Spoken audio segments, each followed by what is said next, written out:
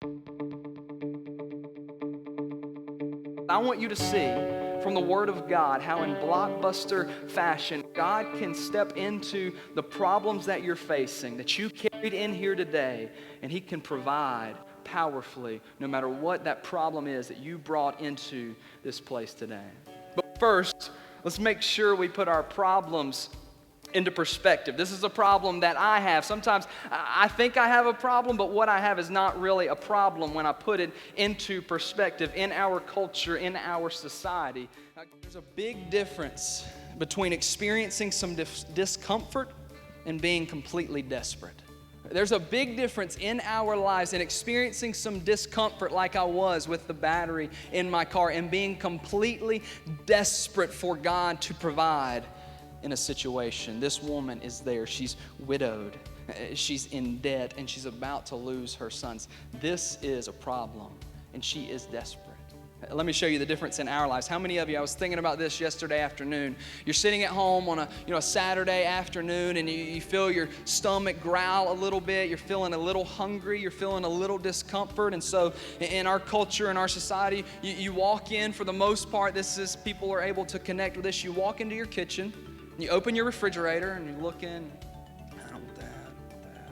It's full, but I don't see anything I like. So I go to the freezer, okay? I'll invest some time. I'll throw something in the oven. I'll cook it up.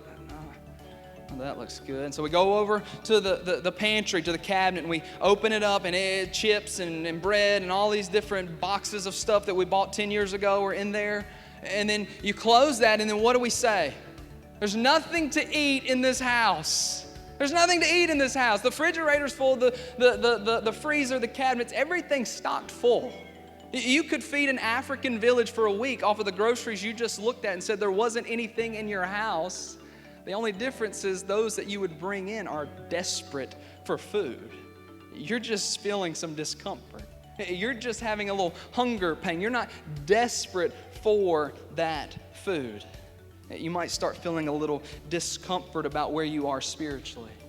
I've heard people say this recently. I wish I knew more. I wish I was closer to God. He's not coming through for me. But until you're desperate, nothing is going to happen. Until you're crying out for God, I want you more than this. Oh, I hate where I'm at professionally. I hate where I am financially. But you're not desperate for something different. You're only experiencing a little discomfort. And I want to charge you and encourage you not to let the discomfort that you're feeling in your life get to the point of desperation before you look for divine intervention in your life. Take care of it now. Cry out for God now. Don't wait till the marriage is completely destroyed and you are just completely desperate and everything is in ashes to cry out for God. You're experiencing a little discomfort? Cry out for God. I want to leave us with and encourage you with, God will give us what we need if we constantly stay empty. The oil flowed as long as they had empty vessels. I love the requirement that God gave through Elisha. Go get vessels and not too few. Go get as many as you can, and the only requirement is that they had to be empty and they had to be available. Go get them and leave them empty. It's the same requirements that I believe God has for every single one of us. You want to be used greatly. You want to see Him provide for your needs. You want to see Him come through in that trial, that test, that problem. Be empty and available and watch His oil flow.